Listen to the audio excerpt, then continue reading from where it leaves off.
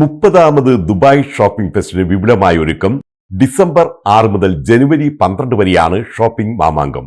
ഈ ദിവസങ്ങളിൽ നഗരത്തിന്റെ എല്ലാ കോണുകളും വർണ്ണാഭമാകും. 38 ദിവസം നീണ്ടു നിൽക്കുന്ന മേളയിൽ പ്രതിദിന നറുക്കെടുപ്പുകളും മെഗാ സമ്മാനങ്ങളുമാണ് ഉപഭോക്താക്കളെ കാത്തിരിക്കുന്നത്. എല്ലാ രാത്രികളിലും കരിമരുന്ന് പ്രയോഗങ്ങളും വിവിധ പ്രദർശനങ്ങളും ഉണ്ടായിരിക്കുമെന്ന് അധികൃതർ അറിയിച്ചു. ദുബായ് ഫെസ്റ്റിവൽ സിറ്റി മാളിൽ രാത്രി 8:30 കരിമരുന്ന് കാഴ്ചകൾ ഒരുക്കുന്നത്. കണ്ണഞ്ചിപ്പിക്കുന്ന ഡ്രോൺ ഷോകളും സംഗീത നൃത്ത പരിപാടികളും അവിശ്വസനീയമായ വിലക്കിഴിവുകളും കൊണ്ട് 30ാമത് ദുബായ് ഷോപ്പിംഗ് ഫെസ്റ്റിനെ അവിസ്മരണീയമാക്കാനുള്ള ഒരുക്കത്തിലാണ് തങ്ങളെന്നാണ് സംഘാടകർ അറിയിച്ചത്. വാക്കിംഗ് ന്യൂമോണിയ കരുതിയിരിക്കണമെന്ന് ആരോഗ്യ വിദഗ്ധർ. വരണ്ട ചുമ, നേരിയ പനി, ക്ഷീണം, തൊണ്ടവേദന എന്നിവയാണ് വാക്കിംഗ് ന്യൂമോണിയയുടെ പ്രാഥമിക ലക്ഷണങ്ങൾ. ഇത് ലൻസിലെ അണുബാധയുടെ നേരിയ ലക്ഷണമാണ്. 2 വയസ്സിന് താഴെയുള്ള കുട്ടികൾ, 65 വയസ്സിന് മുകളിലുള്ള മുതിർന്നവർ, ആസ്മ രോഗികൾ, പുകവലിക്കാർ, സ്റ്റീറോയിഡുകൾ കഴിക്കുന്നവർ തുടങ്ങിയ ദുർബലമായ പ്രതിരോധശേഷിയുള്ളവർക്കാണ് ഇത് കൂടുതലും അപകട സാധ്യതയാവുന്നത്. വാക്കിംഗ് ന്യൂമോണിയ സാധാരണയായി ഗുരുതരമല്ലെങ്കിലും ചികിത്സിക്കാത്ത കേസുകൾ സങ്കീർണതകളിലേക്ക് നീങ്ങാൻ സാധ്യതയുണ്ടെന്നാണ് ഡോക്ടർമാർ മുന്നറിയിപ്പ് നൽകുന്നത്.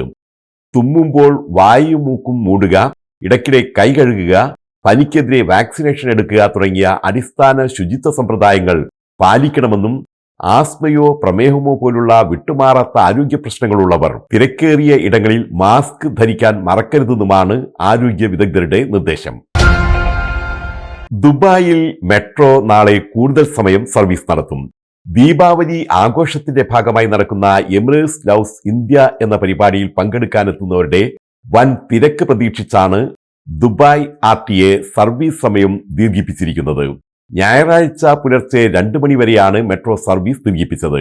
സബീൽ പാർക്കിൽ നടക്കുന്ന ദീപാവലി ആഘോഷത്തിൽ 40,000 പേർ പങ്കെടുക്കുമെന്നാണ് പ്രതീക്ഷ.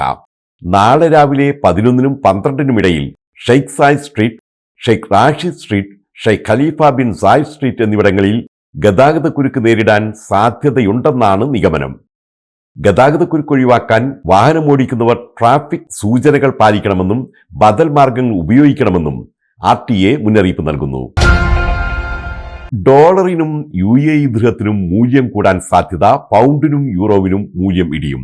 US പ്രസിഡന്റായി തെരഞ്ഞെടുക്കപ്പെട്ട ഡൊണാൾഡ് ട്രംപിന്റെ പുതിയ നയങ്ങളിലൂടെ ഡോളർ കരുത്താർജിക്കും. അതേസമയം പൗണ്ടും യൂറോയും ദുർബലമായി തുടരാനാണ് സാധ്യത. വരുന്ന മാസത്തോടെ ഡോളർ കൂടുതൽ ശക്തമാകുമെന്നും അത് UAE ദിർഹത്തിന്റെയും മൂല്യം വർദ്ധിപ്പിക്കുമെന്നുമാണ് വിദഗ്ധരുടെ വിലയിരുത്തൽ. അതിനാൽ ഗൾഫിൽ നിന്നും നാട്ടിലേക്ക് പണമയക്കുന്നവർക്ക് അടുത്ത മാസം തങ്ങളുടെ പണത്തിന് കൂടുതൽ മൂല്യം ലഭിക്കാൻ സാധ്യതയുണ്ട്. ഖത്തറിൽ വാഹനാപകടത്തിൽ ഒരു മലയാളി ഉൾപ്പെടെ 2 പേർ മരിച്ചു. കണ്ണൂർ ജില്ലയിലെ മട്ടന്നൂർ സ്വദേശി ചേലായി രഹനാസ് ആണ് മരിച്ച മലയാളി. 43 വയസ്സായിരുന്നു. ഖത്തറിലെ സ്റ്റാർവാൾ കമ്പനിയിൽ ജീവനക്കാരായിരുന്ന ഇവർ സാധനങ്ങൾ ഡെലിവറി ചെയ്യുന്നതിനായി പോകുന്നതിനിടെയാണ് അപകടം സംഭവിച്ചത്. നിർത്തിയിട്ട ട്രെയിലറിന് പിന്നിൽ ഇവർ സഞ്ചരിച്ച വാഹനം ഇടിക്കുകയായിരുന്നു. മലയാളം മിഷൻ ദുബായ് ചാപ്റ്ററും ഗൾഫ് മോഡൽ സ്കൂളും കുട്ടി മലയാളം ക്ലബ്ബും ചേർന്ന് ശിശുദിനാഘോഷം സംഘടിപ്പിച്ചു. മലയാളം മിഷൻ പുറത്തിറക്കിയ വീഡിയോ പ്രദർശനം, കുട്ടികളുടെ വിവിധ കലാപരിപാടികൾ എന്നിവ ആഘോഷത്തിന്റെ ഭാഗമായി അരങ്ങേറി. Dubai chapter chairman Vinod Nambiar, school vice പ്രിൻസിപ്പളും മലയാളം മിഷൻ ദുബായ് ചാപ്റ്റർ അധ്യാപികയുമായ ഉഷ ഷിനോജ്, അക്കാഡമിക് കോർഡിനേറ്റർ സ്വപ്ന സജി, മേഖലാ കോർഡിനേറ്റർ സജി പി ദേവ് എന്നിവർ പങ്കെടുത്തു. മലയാളം വിഭാഗം കോർഡിനേറ്റർ റമീല സുഖ്ദേവ് നേതൃത്വം നൽകി. അധ്യാപികമാർ അവതരിപ്പിച്ച തിരുവാതിരകളിയും അരങ്ങേറി. ഷാർജ അന്താരാഷ്ട്ര പുസ്തകമേളയിൽ ഡോക്ടർ പുത്തൂർ റഹ്മാന്റെ സമർപ്പിതമീ ജീവിതം MP Abdussamad Samadani MP, regency group chairman AP Shamsuddin bin മുഹിയുദ്ദീനു നൽകി പ്രകാശനം ചെയ്തു.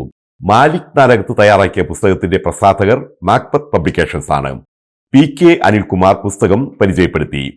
മുസ്ലിം ലീഗ് സംസ്ഥാന secretary Shafi Chaliyam, Sharjah Indian association president Nisar Thalangara, Shafeer, Shahnaz എന്നിവർ സംസാരിച്ചു. അൻവർ കുനിയിൽ അവതാരകനായി.